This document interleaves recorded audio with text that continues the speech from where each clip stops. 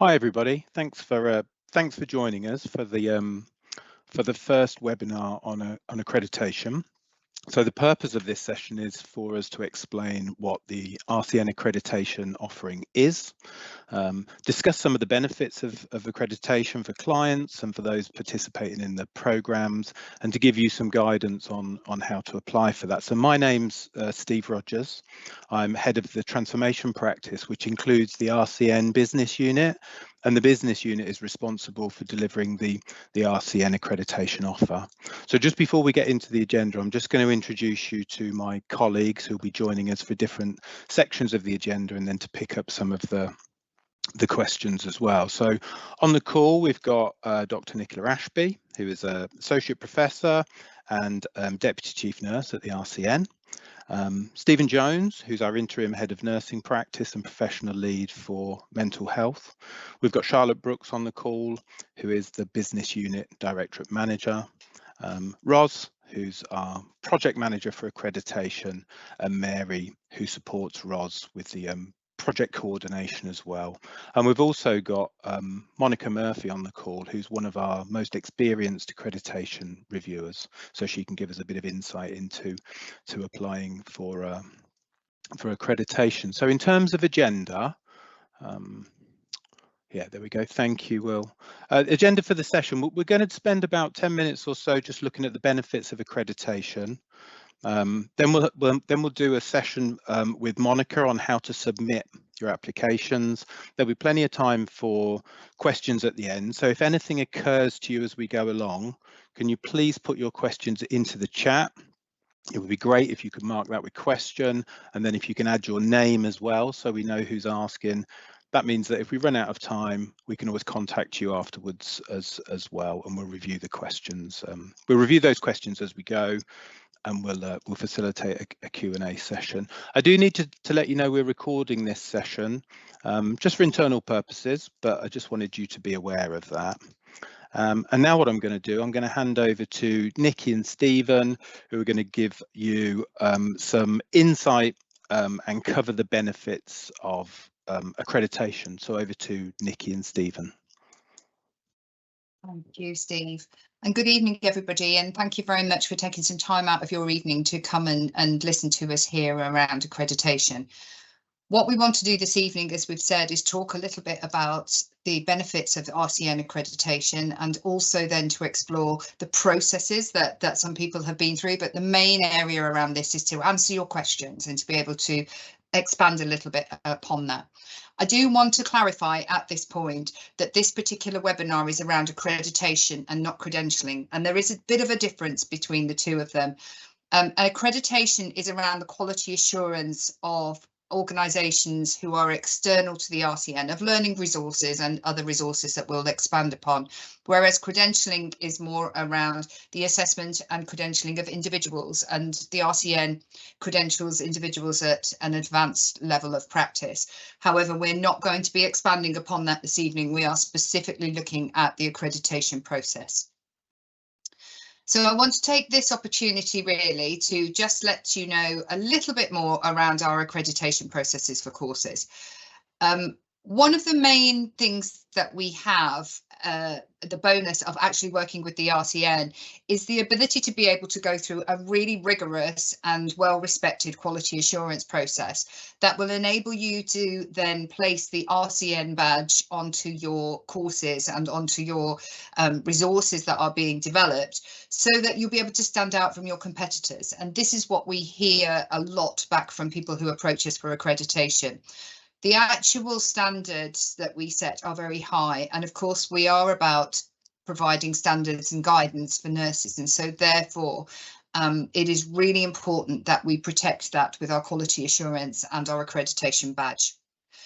It helps us to be able to explore with those people who are developing resources and education how that aligns with the RCN, but how the RCN also aligns with you as individuals who are out there developing areas of clinical practice with expertise and significant input from educational providers.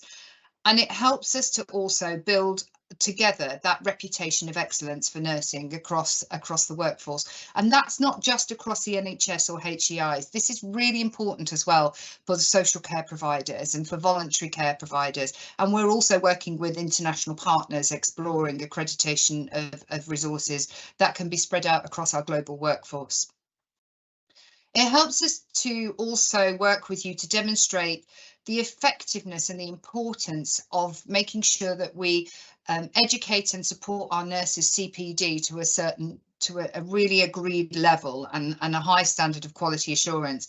And it's really important then for that recognition across the wider health family as we start to work towards different areas. And often we are approached for co-accreditation through NHS England, through other royal colleges, and to start to look at how we can develop these things together.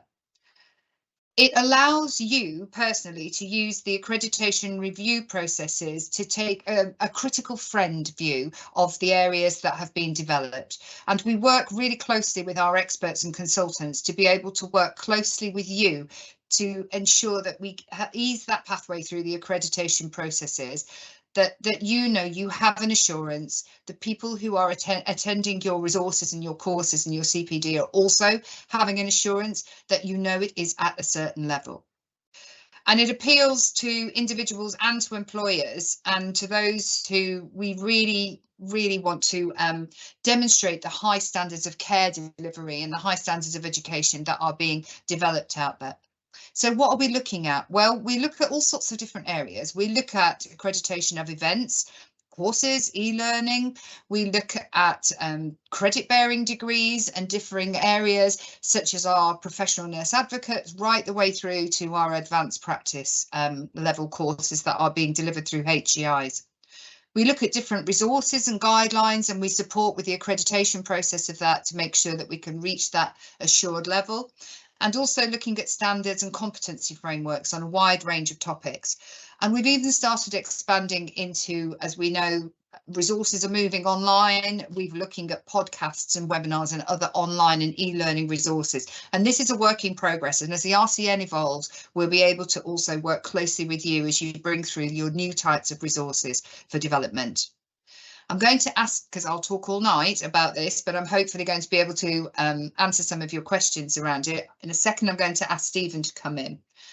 One of the other things to note here is that we do have a new learning platform. As we develop the RCN Institute, the learning platform is central to that. And that is an access for our members, but also for businesses and customers and nurses and nursing who are across health and social care who are not RCN members. And as we start to develop that platform further, we're looking at different areas of how we can share accredited courses for individuals, bearing in mind that we have over 500,000 members who are able to access into that. This is a really good option and provision for those people who are accrediting with us to be able to cascade out their excellent learning and their courses across members and non-members. Stephen, have you anything you want to add to this? Thanks, Nikki. I was saying when I looked at the agenda, it's a risk putting both of us into the same 10-minute slot, but you've done well to share the time. I think for me, I just want to quickly give an example of one of the pieces of work that really brings to life what you've said in that narrative around us setting the standards and leading for the place of nursing. And I think that example you've mentioned was around Professionalist Advocates. So I just want to quickly give a sort of example about that project and what that's about. So hopefully most people on the call should know about Professionalist Advocates, but if you don't, it was a program rolled out via NHS England, built off the Professional Midwifery Advocates program, and it was really to bring back clinical supervision or critical reflective practice through a restorative function to the workforce during the pandemic, and then to maintain in services and grow. What we found from our members, but also from NHS England and various networks, was that the standard of the programme delivery varied across the country. There was massive uptake of learners, but they were being asked to do very different things. And by things, I mean the sort of outcome assessment would be very much either for one person might have to do a 6,000 word essay in one university, and another would ask for a competency document and a poster, for example. So there's lots of variance, and NHS England saw the problem, and we obviously saw that problem too, and we came together to think, how can we actually work collaboratively to set an agreed standard, embed that within education, and then support HEIs and other learning providers to meet those standards and deliver a good uniformed approach to professionalist advocates. So that's what we did with this piece of work, and it involved, being the RCN, we had that access to a huge amount of stakeholders. We developed the standards. In fact, I think we had every HEI as a member of the steering group who were delivering P&A at the time. So I think it was about 14 people, 13 people representing their organisations, and then a broader remit. So it was very, very inclusive. Yeah, that's just an example, just to say how we can really bring to life standards and then bring that uniformed approach and then support organisations to embed those within your courses. That's it from me, Nikki. Thank you, Stephen. I think I also want to stress as well that this is a 4-country approach. So this is across, and by 4-country I mean the 4 nations that make up the UK. So at the moment we do accredit across all of those 4 countries, and this is around nursing. This is around, as Stephen said, making sure that we can accredit the standards of nursing, the really good work that is being undertaken out there, and also to recognise that the brand of the professional body for nursing, the Royal College of Nursing, is really important for not only our customers but also our users as nurses, and also demonstrates to our patients that we are all working collaboratively to be able to raise the standards of nursing care as we move forward. Stephen, I'm going to come back to you. Thanks, Steve. Sorry. Thanks, Nikki. Thanks, Steve. And hopefully that gives you some background, some context, and a sort of a real life example of some of the benefits. What we're going to do now for the next portion of the session is just to hand over to Monica. She's going to give you some guidance on how to submit a successful application for accreditation.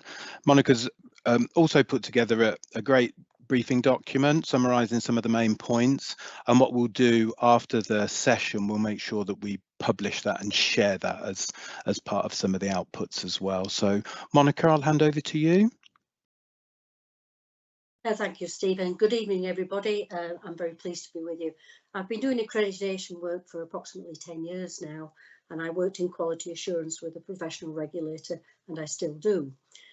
So this is meat and true veg for me, is all of this. As Steve has said, you're going to get a little briefing document, and I'm just going to touch on some of the aspects that tend to be submitted, but we sometimes have to go back to people and ask for some more detail. Now, you will be coming from all sorts of different perspectives, but I'm going to consider 2 main areas. The first one would be if you are running a conference or a networking day, that kind of event. And the other side of it is if you're running some kind of educational program, which could be anything from half a day, 1 day, several weeks. These are interchangeable, but there are some real distinctions between the 2. The first thing that I want to say is about references. You will see on the application form that there's a section under C1 called Key References. So essentially, this is what underpins whatever it is that you are intending to do. This could be national guidelines such as NICE, it could be international guidelines. Whatever it is, you need to also include something which is contemporary. So we will come back to you to know, just to have a feel for where you're coming from. The next point is, what's the aim of what you want to do? Now, this may be very obvious to you, but you need to make it quite clear to us as to what is your intention. And this is a general statement of intention. So for instance, if it's a conference, are you sharing research? Are you wanting to network between different professionals? Is it a clinical discussion? How might patient outcomes be improved? If it is very much focused on being an educational programme, is what is it that you want participants to be able to do because of this training, and also how will they be able to do it? Do you want them to develop skills? Do you want to improve patient outcomes? Is it about a quality improvement or a service change? So you don't have to go into great detail, but you've got to make it clear as to what your aim is. Another area where people can come unstuck a little bit is about what the learning outcomes are for your event. And you'll notice that on the application form, we ask for 3 key learning outcomes. And sometimes applicants do put multiple ones down there, but it's a real skill to be able to hone this down into 3 major things. So I want you to consider there really is what you want participants to be able to do, what they're going to practice if they are going to do, is there service provision that needs to be changed. Consider how you're going to word this kind of thing. I think words that demonstrate some kind of change. It might be a behavioural change. They might be developing something. They might be understanding other things. You might want them to analyse, to discuss. And they will be, the importance of learning outcomes is that whatever is the content of what you're doing, it will meet with what the learning outcomes are. There's going to be a clear connection when we look at the content of your programme, of what you're doing, as to what the learning outcomes were. You will be asked to provide us with programme content. And the first thing I want to talk about is if you're doing, say, something like a conference. As a minimum, we require a detailed agenda. And we accept that if you're doing a conference whereby you're going to be presenting some kind of research, you may be getting in your presenters' materials quite close to the event. So we appreciate that you might not have everything. You will be asked to provide it after the event, but as detailed a programme as possible is required. If you've got any of your presenters' presentations, please do provide them. We're not here to sort of steal the show. We just want to know what are you going to be discussing. We're going to look at copyright and references and so on and see what the continuum is. For those of you who are thinking of submitting for an educational or training programme, we do need to see all the programme content. Slides, group work, scenarios, any tests or quizzes, what might be the marking schedule if you have one. All of that kind of thing, any kind of certificate of completion or certificate of attendance, and assurance that you have copyright permissions. During any of your events, whether it's a conference or an educational programme, you might be doing polling, quizzes, various other plenary sessions, question and answers, voting systems, concurrent workshops. They're all great. These are really good avenues for people to learn and to disseminate and to share their knowledge. But please let us know what it is. Following on from any kind of event or learning that you're going to be providing is going to be some form of assessment. Now, I think a key thing here is for nurses and nursing associates is to be able to link this with the Nursing and Midwifery Council's requirements for revalidation. And they say that 20 hours of the 35 hours required for CPD is that those 20 hours need to be direct participatory learning. So don't sell them short. Make sure that you make that quite clear. It might be that you don't want to formally assess anything, and that's quite common when it comes to things like conferences and networking. And if that's the case, say so, but also make sure that your evaluation, I'll come on to that, is really in depth. For those of you who are going to be writing an education programme, think about where you're going to pitch where the assessment is. If you're not a university, you're not going to be working at level 6, level 7 and above, then just say, well, what kind of assessment do you want? Is it going to be something which just is just like a knowledge check that they've picked up something? Are you going to ask them for sort of 3 things that will have changed because of why they've attended? Are you going to do true, false answers, multiple choice? How many attempts are you going to let them have? Are you going to develop a bank of multiple choice questions such that if you set a pass mark and they fall below that, can they just do it all again and it's the same questions? Or are you going to generate new questions? How many attempts are you going to give them? And again, think through these things. It's not necessarily a question of things that you have to do, but you have to let us know what the participants are going to do. Following on from your event and your training, you're going to evaluate. We're going to ask you to evaluate it. And this is an area where people tend to fall down a little bit. And it's either because they don't ask for very much, or they don't tell us what they're going to ask for, and they don't seem to tell us what they're going to do with the evaluations once they've got them all in. So I really want you to consider what that's going to be. The modality for how you evaluate is not as important as the questions that you want to ask. So it could be they simply fill in a paper form. It could be an MS form. You could do it via QR code. It could be polling, but it's the content that matters. So we don't necessarily have to have the link, but we do need to know what the questions are. And your questions might be free text, or it might be on a Likert scale, going from 1 to 10 or whatever it might be, where how much they've liked a particular thing. You might want to do it immediately after the event. You might want to do it at some point in the future, or you might want to stage it. You might want to consider how much the evaluation will influence what you do in the future.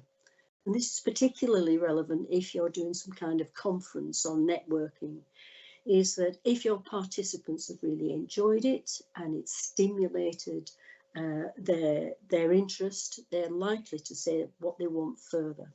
So you've got to consider who is going to be looking at your evaluations and whether or not you've got a steering group to be able to develop future content. It does help you if you can consider creating your evaluation forms so that they're capable of being analysed and over repeated events. So if you have an education programme that you run several times a year, and you're going to be asking the same questions, you need to be able to see whether or not a particular time of year was better than another, or if there were any problems with any particular cohort of people that go through. Consider as well how you can improve the programme, and particularly how the feedback that you get from your participants can actually improve your programme, their ability to change. What do trainees say they want more of? And how can you develop or revise the materials that you've got in relation to this? Or indeed, whether or not it sparks off a completely different programme. So that's really important when it comes to evaluation. I'm coming to the end. Just a couple of other things. If you are going to evaluate, and we hope that you are, consider who's involved in reviewing the feedback. And particularly if you are a training programme, an educator, is consider somebody who is independent. Nicola's already mentioned today a critical friend, but somebody who would have an external eye on what it is that you've done and may be able to challenge you as to the changes that you make. You don't just make changes to your training programs because of the feedback you get. You also make changes to update in line with best evidence practice and current research.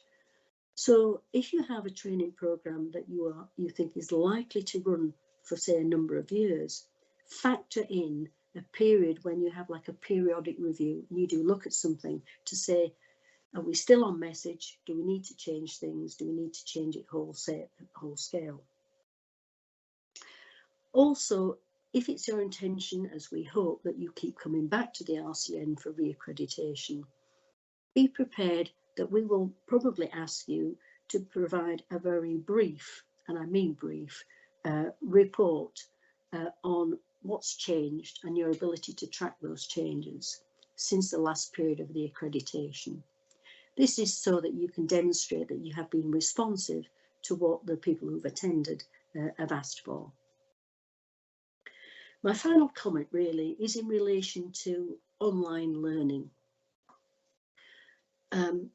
Since COVID and because of COVID, we found that increasingly people will provide things online, whether it's an education training programme in its entirety or indeed conferences. And conferences can be hybrid. So in other words, there's a mixture of participants who are there from a face-to-face basis and those who are participating online.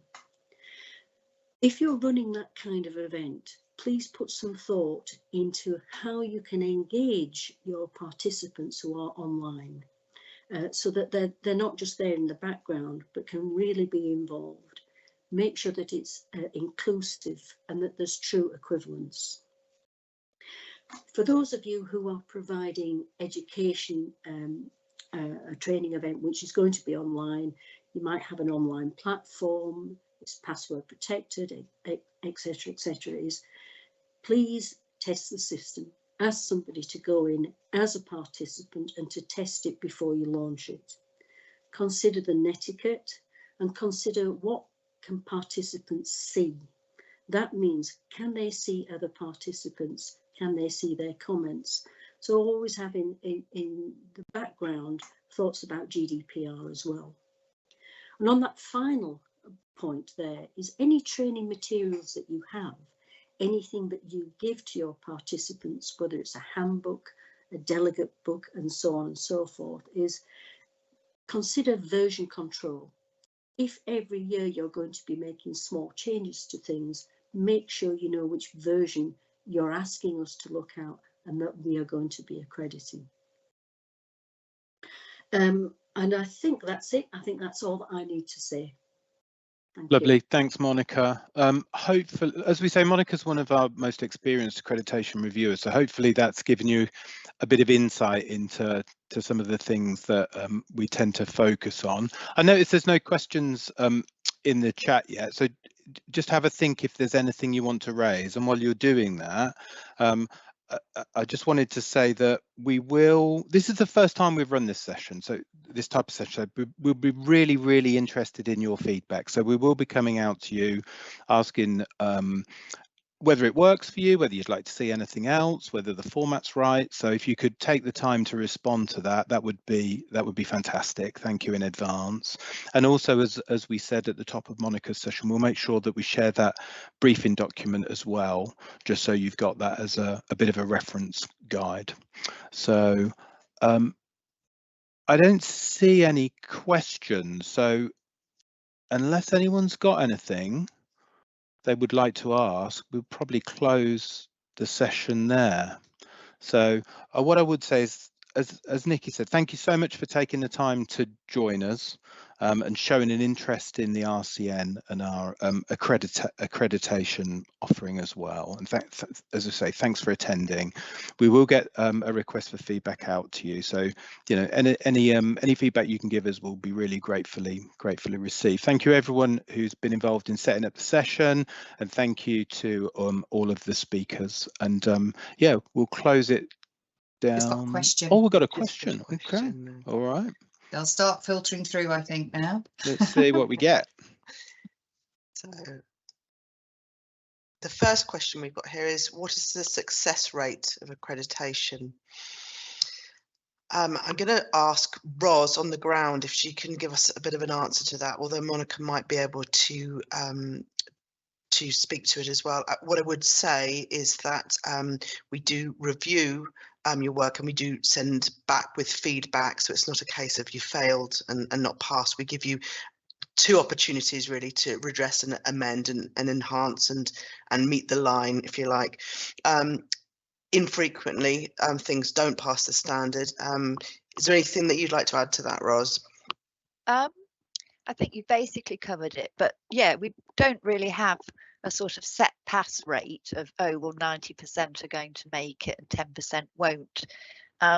It is a small minority that don't. But as Charlotte said, we work with you. It's a very facilitative process. You get very helpful feedback. But obviously there comes a point where we have to draw a line. So we have started to say that we'll give you 2 lots of detailed feedback for you to actually come back to us and address the issues. But we equally don't want it to sort of go on for months and months. But it's a very low number that don't actually make the grade, because the feedback's generally considered very helpful, I think, and most people are able to make the changes that are needed to achieve accreditation. Okay, so we've got they are coming in now, right? So we've got a question around why the costs vary. I think I can potentially answer to that. We have different rates for the private sector compared to the NHS. Accreditation is a broad term that covers a lot of different learning materials and environments, and that requires different levels of scrutiny. You know, we can't cost for something that's a half a day learning and compare that to something that potentially is 5 days.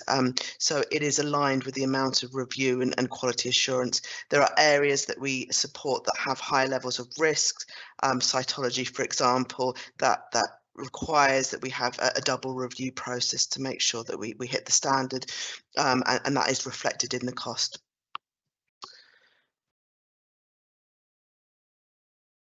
Right. Do you accredit nursing textbooks, assessments and tests? Would that be something, Mary, do you want to talk to that one? So we don't accredit books as a standalone, but of course you may have assessments, or there may be materials as part of a course. So it would be the combined content of the course that would be accredited. A workbook, for example, could be accredited because you're going to show how that's interactive. So the thing to remember about any sort of resource is, what is the interactivity of the resource? And a resource can be dipping in and out, but it was something that you would need to interact with. So as regards a book which may be text, that wouldn't be something that you know, we could consider currently for accreditation, but other resources, yes.